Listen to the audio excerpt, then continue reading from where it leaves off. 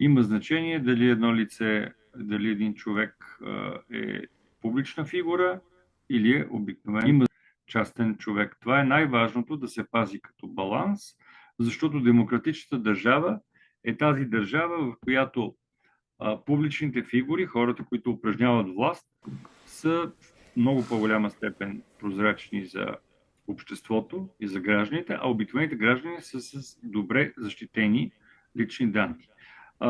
Ако се посегне на което и да е от тези две неща, ние получаваме обратното. Защото когато публичните фигури недоволстват, че личните данни не са защитени, обикновено ефекта в това, че ние получаваме едни публични фигури, за които ние не знаем нищо, т.е. ни управляващи и една власт, за която ние не знаем и тя се обогатява за сметка на гражданите, а в същия момент гражданите са с едни лични данни, които се вихрят и до които има достъп едва ли не всеки, безконтролно, разни служби, разни служители, там си ги държат за всеки случай или за да се вършат някакви частни работи.